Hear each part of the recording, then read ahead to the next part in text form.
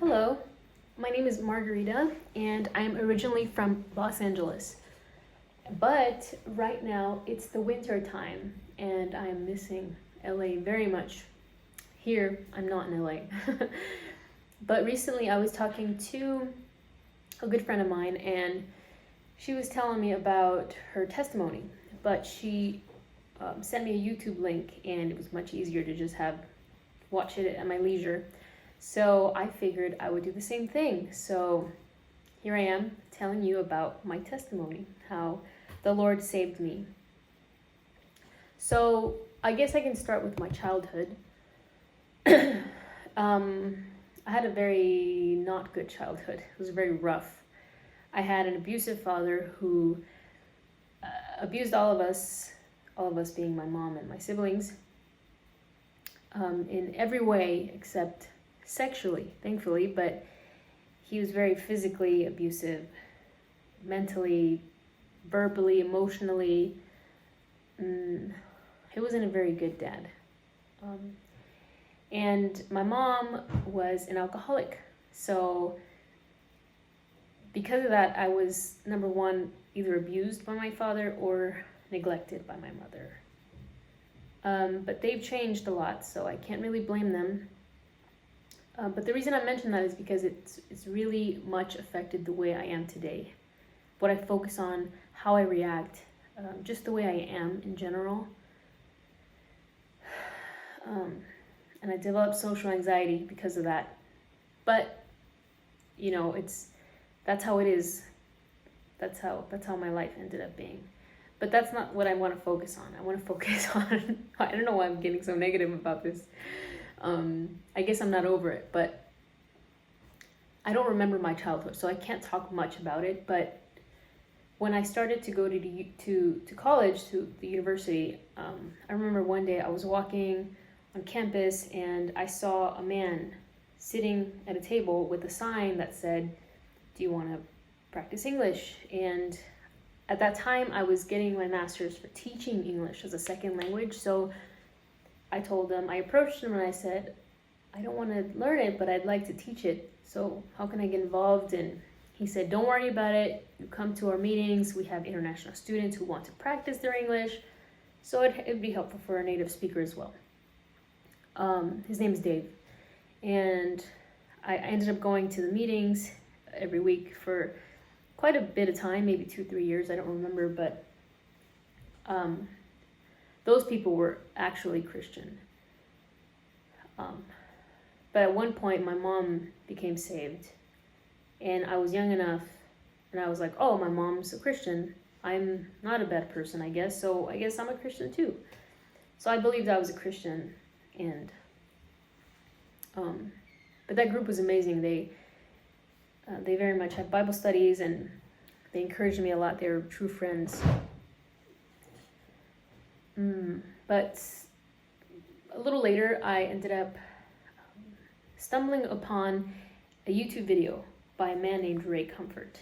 And he's a street evangelist, street preacher.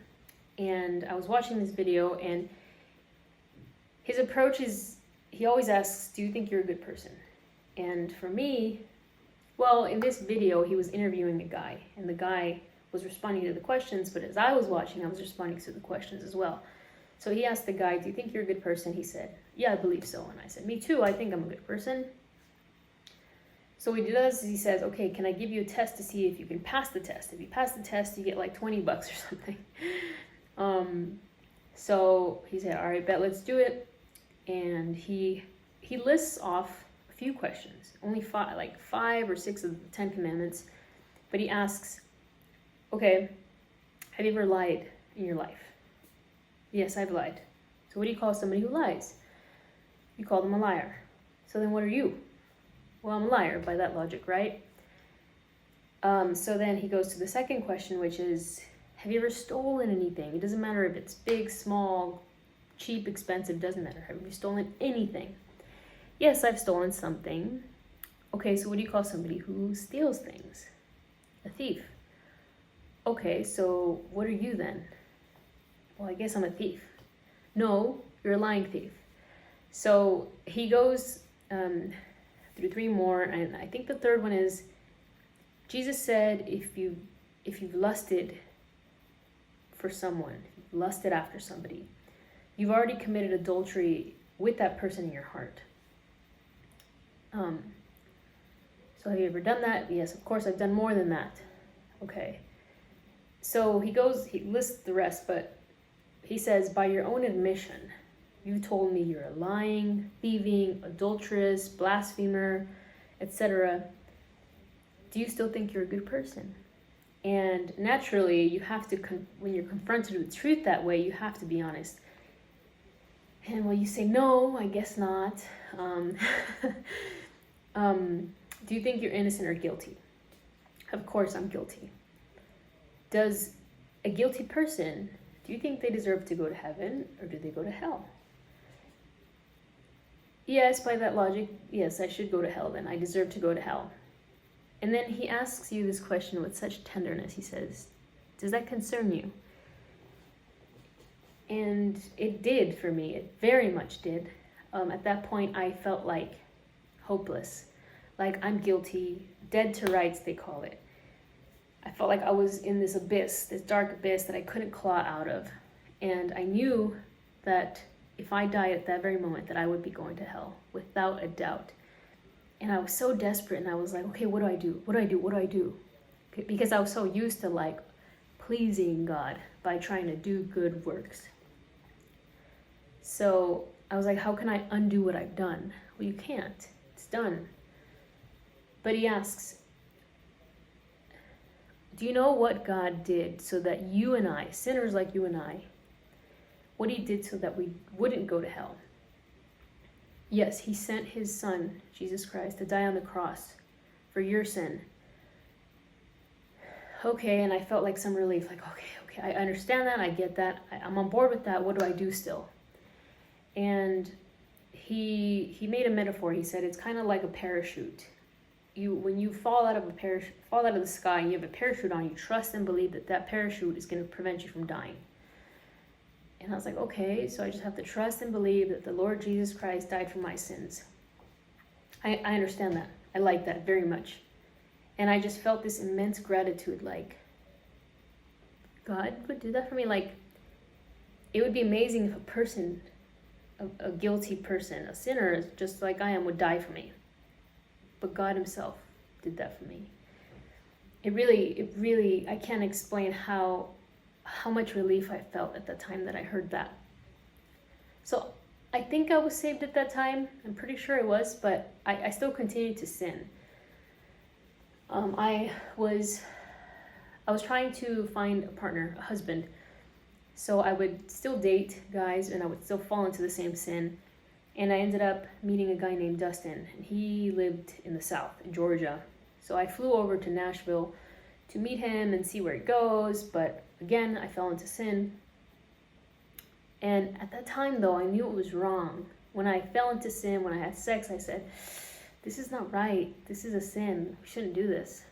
And he was like, oh, don't worry about it. Like, everybody does this. Come on, are you serious? Like, what century are you living in kind of attitude. And for like a whole year, I struggled to get out of that relationship or to convince him, trying to share what I heard about the Lord. And he didn't, neither of that worked. But one day, for some reason, I'm like, you know what, I don't want anything to do with you. I'm done with you. See you later, goodbye.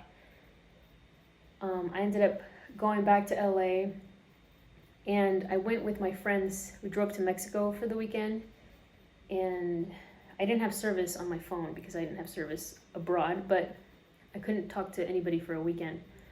So when I came back to LA, I was calling him, texting him, hey, where are you? Dustin answered the phone. Nothing worked. Eventually his mom answered, and she said, hello. And I said, where's Dustin? Hello? Like, I've been trying to reach him. And she said, Dustin shot himself. And I couldn't believe that she said that. I thought I heard something else, and when it finally sunk in, I started crying. I could not stop crying. I was hysterical, and I felt guilty. Like, I felt guilty that he did that because of me, because I broke up with him because of sin, because I knew that the Bible had said, for the wages of sin is death, meaning you earn death by sinning. Those are your wages. You've earned that. So death became very real and very serious for me, as did life. Life became serious, precious to me. So that's when everything really changed for me. I felt like I woke up. I woke up in life. And I was sad for a very long time. But in 2019, I ended up, I wanted to leave my home. I didn't want to stay there anymore. It still was kind of toxic. So I was like, I'm out of here. I'm going to go work at Yellowstone National Park. And I did. And I met Alexander there. And he was very attractive and very cute and very funny. And he had a great laugh. And he pursued me. And I didn't want anything to do with him. Not because I didn't like him, but because I didn't want what happened with Dustin to happen again with Alexander, because I knew my tendencies. So I kept pushing him away, like, no thanks, I'm fine. Eventually, after we both flew back to our homes, I was like, you know what, let me take this opportunity to share the gospel with this guy. And we read the word, talked about Christ. The Lord saved him eventually. I don't know when, but I knew when he was saved, when I saw the fruit, I was like, all right, this can work. This can work. This is not just friendship anymore. And we fell in love, or I fell in love with him. And we ended up coming to Slovakia after that to visit, to see if it would work out in person more, because it was long distance for a while. But now it's been 3 months since we've been married, and I live in Slovakia now. But the point is, what's the point to my whole testimony? What's the point to my story? It's not about me, it's not about what I've done, but it's about how God can take something broken and seemingly hopeless and something that's almost worthless. He can take that and he can make something beautiful from it. What he does when he saves you is the word says, he takes your heart of stone and he gives you a heart of flesh. When you're saved, you become a new creation. You die to your old self and you become a new self. And the Bible also says that we love because he first loved us. So he loved us, our response is to love him back. And there's nothing, I'm not worthy of saving. I wasn't worthy of saving. What he does is he saves. He takes people that aren't worth saving and he saves them, because that's who he is. He's a loving God. And he's also just. And that's all I can say. If you're unsure where you are in life, we all have a death date, every single one of us. And Ray Comfort says 10 out of 10 people die, right? Not 8 out of 10, not 1 out of 10, 10 out of 10 people die. The question is, where are you going to go when you pass on to the next life? There's only 2 options. And not making a choice is a choice within itself. So my encouragement to you is seek the truth. Question things. Why? That's a good question. Why? But thanks for taking the time to view my video, and I hope you have a great day. Bye-bye. Ciao.